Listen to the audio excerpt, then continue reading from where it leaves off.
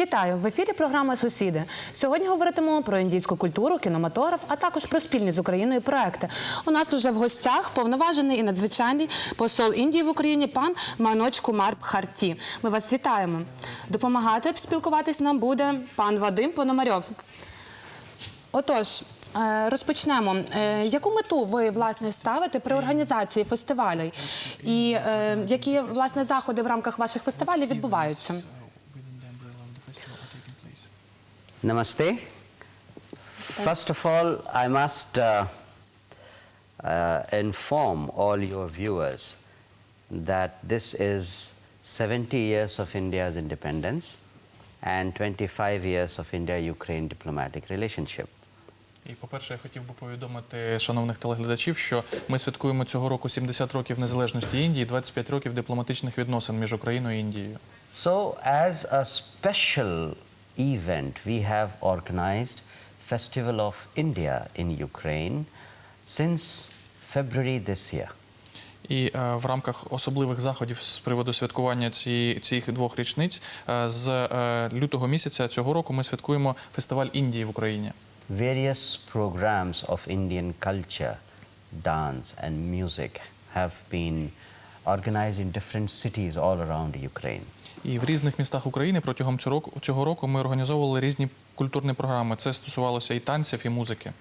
But for Lviv, we have been trying to organize a festival of Indian culture for the last 2 years. Але саме у Львові ми вже намагалися понад 2 роки організувати фестиваль індійської культури. And important to note is that people in Ukraine generally have already a very good knowledge of Indian culture, Indian traditions, Indian philosophy. And it is just an effort to strengthen their knowledge and make them more aware of what is all going on in India today, in continuation with our earlier ancient culture and philosophy. І з цього приводу дуже важливо відмітити, що ми замітили, що у українців є дуже гарне знання про Індію вже, і ці дні індійської культури, вони спрямовані на те, щоб надати трошечки більше інформації українцям щодо культури, традиції і філософії Індії, що стосується минулого, що стосується сьогодення, для того, щоб вони зрозуміли, що відбувається сьогодні в Індії. 5 Indian films have been dubbed in Ukrainian language, and I am sure the Ukrainian people in Lviv will love to see them. Загалом ми дублювали 5 індійських фільмів, і я впевнений, що українці, львів'яни, їм сподобаються ці фільми. Apart from the films, we have yoga demonstration. We have also demonstration of Indian food as part of this festival. So I am sure with all this there will be enough opportunity for people in Lviv to renew their knowledge of Indian culture, tradition and art. І на додачу до всього цього також будуть покази йоги і покази індійської їжі. Я впевнений, що львів'яни зможуть оновити або поглибити вже існуючі свої знання про індійську культуру, традиції і мистецтво. Дякуємо. А знаєте, хотіла б ще дізнатися про те, що у Львові, власне, останнім часом відзнято вже декілька кінострічок індійських. Чому, власне, обираєте Львів? Чим він так приваблює індійське кіно? When tourism comes to Ukraine, Lviv is one of the most important places. Коли ми кажемо про туризм в Україні, то Львів, він посідає дуже важливе місце. That I had realized during my first visit here almost 2 years ago. І я це зрозумів під час мого першого візиту до Львова, це було майже 2 роки тому. And since then I have been trying to bring in Indian film producers to come to Ukraine and see for themselves that Ukraine can be a new destination for Indian film shootings. І з того самого моменту я намагався привести до України індійських виробників фільмів для того, щоб вони розглядали Україну як альтернативне місце для зйомок їх фільмів. Also, that resulted in the first Indian film shot during last November-December a Telugu film was shot with the name Winner. And this film was shown in India in April this year. І в кінці кінців це сталося. І в минулому листопаді-грудні знімався індійський телугу-фільм, який називається «Вінер». І він був вже показаний в Індії цього квітня. That has generated a huge interest in Indians' mind to come to this place, Ukraine. І показ цього фільму, він розбудив у індійців бажання приїхати до цього місця, до України. There was another development. One of the biggest hit film of India, Bahubali 2, was worked also, the digital work was done in film.ua in Kyiv lab. І також на додачу до цього у співпраці з виробленням фільмів дуже відомий індійський фільм «Бахубалі 2». Частина робіт з візуальної графіки, вона була розроблена в Києві на студії film.ua. So the name of Ukraine is already pretty familiar in the film community in India. І це означає, що ім'я України, воно вже широко відоме серед кіновиробників Індії. As a result of that, one other film was shot for 20 days in the last days of September and the first week of October. І як результат цього, на протязі кінця вересня і початку жовтня 20 днів відбувалися зйомки ще одного індійського фільму. And I am told by the end of this year, 4 to 5 other projects of film shooting are supposed to take place in Ukraine. І як мені сказали, що до кінця цього року будуть ще 4-5 зйомок індійських фільмів тут в Україні. All those people who have come to Ukraine, they have really liked the place, the locations and the people with whom they work. І всі ті, хто приїздив до України, їм всім дуже сподобалася країна загалом, локації різні, і також люди їм дуже сподобалися. So in my mind, by 2018 or 2019, Ukraine will be very well known across India through the films. І на мою думку, в 2018-2019 роках Україна буде дуже широко відома в Індії через фільми. Це дуже приємно, оскільки індійські фільми посягають не останню, звичайно, а передову роль у світовому кінематографі.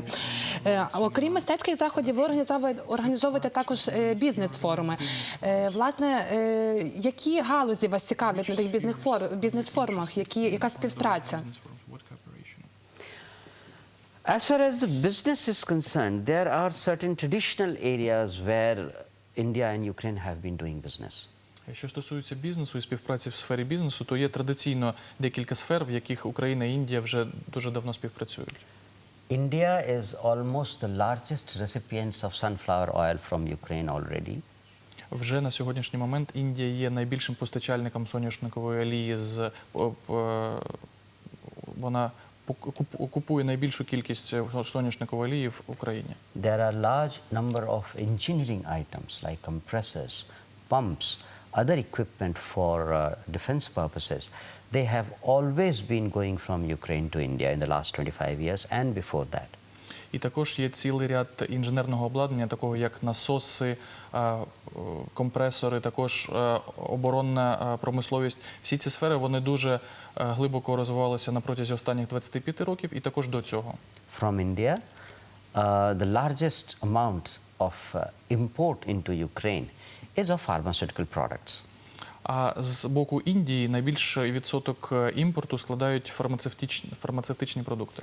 But we have been concentrating on some new products and new ideas to expand the trade basket between Ukraine and India. Але для того, щоб розширити торгівельну корзину кошик між Індією і Україною, ми працювали над новими ідеями і новими сферами кооперації. And we have been successful in some areas. І в деяких сферах нам вдалося добитися успіху. There is one Ukrainian company which has done beautiful work in exploring the market for blood platelets and blood products being exported from Ukraine to India. Є одна українська компанія, яка дуже гарно розробила свій проєкт і внедрила його в Індії щодо експорту в Індію продуктів крові. There is another product which has a high potential and that is pulses, bubova. І є ще один продукт, який є дуже цікавим для співпраці – це бобові. India imports every year nearly $4 billion worth of bubova every year from outside. І щороку Індія закуповує ззовні бобових на $4 мільярди. And almost half of it comes from Canada. І майже половина всього цього обсягу йде із Канади. So I keep saying, if so much can come from Canada, why not from Ukraine? Ukraine has a better agricultural land, it has a better agricultural climate, it is less than half the distance from Canada. So why pulses cannot be grown in Ukraine and exported to India? $4 billion are waiting for you. І я завжди кажу, що якщо ми можемо купувати такі великі кількості бобових з Канади, чому не з України? Адже в Україні краща сільськогосподарська земля, кращий клімат. Навіть Україна ближче до Індії вдвічі, ніж Канада. Чому б фермерам в Україні не сконцентруватися на вирощуванні бобових і експортувати їх в Індію? Адже вас чекає ринок у $4 мільярди.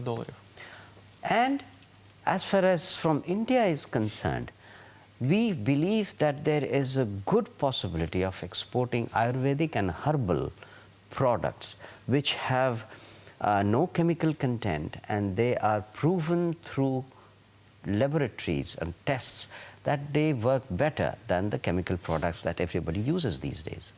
Що стосується експорту з боку Індії, то ми віримо, що дуже привабливим є експорт продуктів аюрведичних і також трав'яних препаратів, адже вони є екологічними, вони не є хімічними, і ми вважаємо, що через те, що вони є натуральними продуктами, їх ефективність вища, ніж у їх хімічних аналогів. And we have already talked about tourism potential. There is a huge potential of increasing tourism between our two countries, because with visa on arrival facility given to the Indian nationals from April this year, thousands of Indians have started coming here. І також сфера туризму, яку ми вже зачепили, і ми вважаємо, що вона дуже потенціальна, є потенціал у цієї сфери, адже з квітня цього року індійцям надається віза по прильоту, і вже тисячі і тисячі індійців скористалися цією послугою, і їх кількість буде збільшуватися. We already talked of Indian tourists. We already talked of the Indian film producing companies which have started taking benefit of this visa on arrival facility. But there is one more aspect of it. There are 8,100 Indian students studying here. Earlier, their parents never used to come. Very rarely they would come.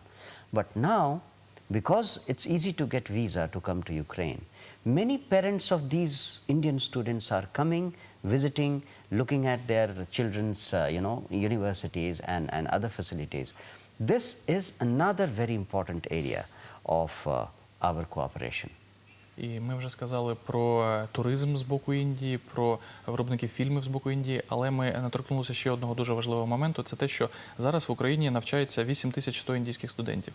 І після того, як індійцям надається віза по прильоту, їх батьки почали також приїздити до України. І всі вони стають потенційними туристами, вони хочуть подивитися на університети, де їх діти навчаються, на міста, в яких їх діти навчаються. Тобто це також дуже важлива сфера кооперації між Індією і Україною.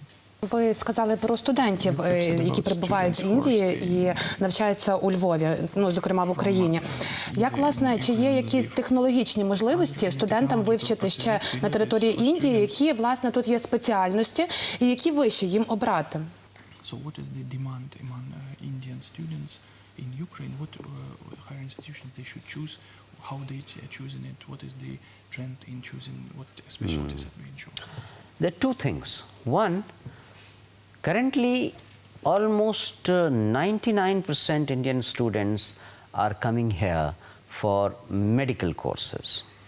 І тут можна питання розділити на дві частини. Перша частина, що майже 99% індійських студентів приїздять до України, щоб навчатися на медичних спеціальностях. This number itself is pretty low, because in my opinion, considering the demand that is there in India, there should be around 40,000 Indian students studying in Ukraine.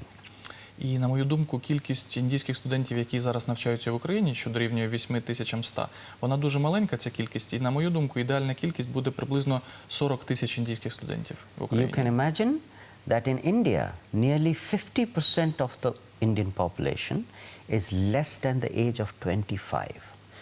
50% of Indian population means 625 million people. There's so many, and nearly 22 million babies are born every year in India. So the demand for higher education is very high, and I think Ukraine is very well suited to provide some service in the education sector. І я хотів би відмітити, що попит на вищу освіту в Індії, він дуже високий, адже вам буде цікаво дізнатися, що половина населення Індії, вони молодші за 25 років, а половина населення Індії – це 625 мільйонів молодих людей.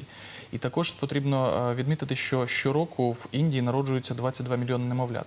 Тобто ви можете побачити потенціал попиту, і я вважаю, що враховуючи цей попит, Україна буде дуже гарним місцем для того, щоб всі ці молоді люди отримали їх вищу освіту. And the second aspect is, I would like Indian students to come not only for medical courses, but for other technical courses.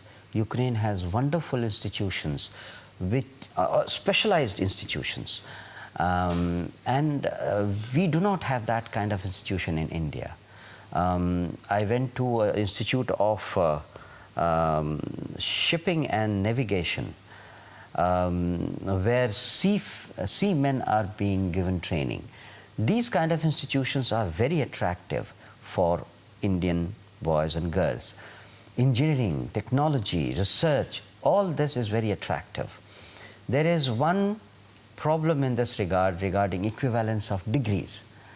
The degree that we get here is after 15 years of education, because the schooling is of only 11 years. In India, we have schooling of 12 years. So by the time a student gets an engineering or other degree, he or she finishes 16 years of education.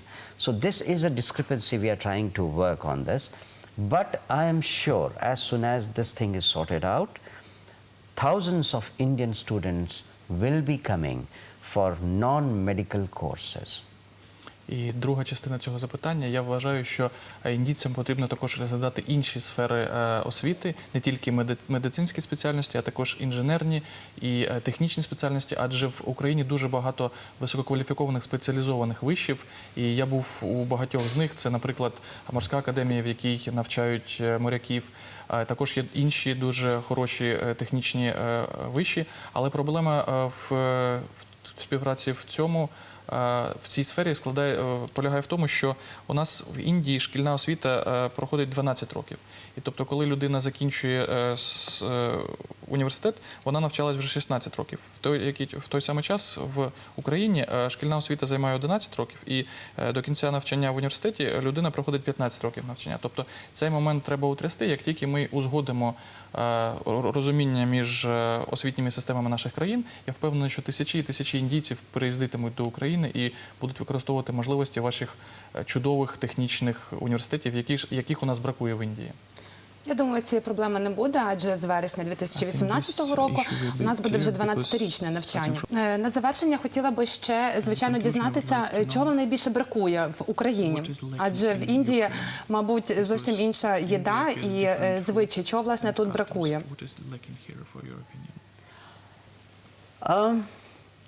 No, I would like to answer this question in a bit different way. Я би хотів відповісти на це запитання трошечки по-іншому. As I said, India is celebrating 70 years of democracy. Як я вже сказав, Індія цього року святкує 70 років демократії. As compared to India, Ukraine is young in democracy. It has 25 years of democracy. І порівняно з Індією, Україна – це дуже молода демократія, їй тільки 25 років. Also, the kind of diversity we have in India in terms of population, economic stature, language, culture, all over India. The huge population. India is world's largest democracy. Considering all that complexity, Indian democracy has not only survived, it has flourished to an extent that today it is world's fastest growing large economy. І я хотів би тут додати, що не дивлячись на велике різноманіття Індії, це стосується і мови, і населення, великого населення, це стосується і культурних аспектів, адже Індія є найбільшою демократією світу. І не дивлячись на все це різноманіття, Індія не тільки змогла вижити, але вона досить добре розвивається. І сьогодні Індія є найбільшою економікою світу, що розвивається. I would say that a very large or very big reason for India's success is its constitution. І я хотів би зазначити, що великою перевагою, через що Індія так преуспіває, це індійська конституція. I would very much like constitutional experts from Ukraine to interact with the constitutional experts of India and find out if there is something in Indian constitution which could be incorporated in the Ukrainian setup, Ukrainian system, Ukrainian constitution. І з цього приводу я дуже хотів би, щоб українські конституційні експерти поспілкувалися з індійськими конституційними експертами для того, щоб вони спільно змогли знайти щось важливе і корисне в індійській конституції, що можна було б перейняти в українську систему, українську конституцію. Ми дякуємо вам за те, що ви прийшли до нас в гості. Ми вас вітаємо з вашим святом, вітаємо з нашим спільним святом.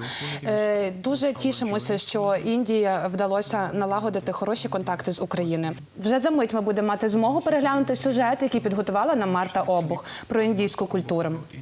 Неймовірні звичаї та унікальна культура виділяє Індію серед інших країн Азії. Нині це прогресивна країна, яка розвивається щодня. Насамперед в економіці, медицині, IT-технологіях та наукових відкриттях. Індія – найбільша демократична країна в світі. У ній живе більше мільярда людей. А за дослідженнями демографів, лише за 10 років кількість населення Індії перебільшить населення ще однієї країни-гіганта – Китаю. Вражає Індія і кількістю мов та діалектів. Їх тут 1000. Тому розмовник у цій країні туристам не знадобиться. Цікаво, що для жителів Індії не існує традиційних для нас 4 сезонів року, адже там їх цілих 6. Літо, сезон мусонів, осінь, зима, передвесняний сезон і сама весна. Незалежно від пори року, жителі Індії працюють 6 днів на тиждень. Населення Індії доволі заощадливе. Навіть якщо людина далеко не бідна, єдина слабкість індійців – це золото. За цей метал вони готові викласти чи не останні копійки. Ще одна гордість індійців – Боллівуд. Щороку країна випускає 1000 фільмів, а це удвічі менше, ніж в Голлівуді. До речі, у кінотеатрах існує традиція. Перед показом фільму у залах лунає гімн країни. Щодо гастрономії, то кухня Індії вражає смаковими вибухами, неймовірними поєднаннями та великим вибором спецій. До речі, 70% усіх світових запасів спецій припадає саме на Індію. І це далеко не всі цікаві факти про Індію. Пізнавайте культуру інших народів та дізнавайтесь багато цікавого.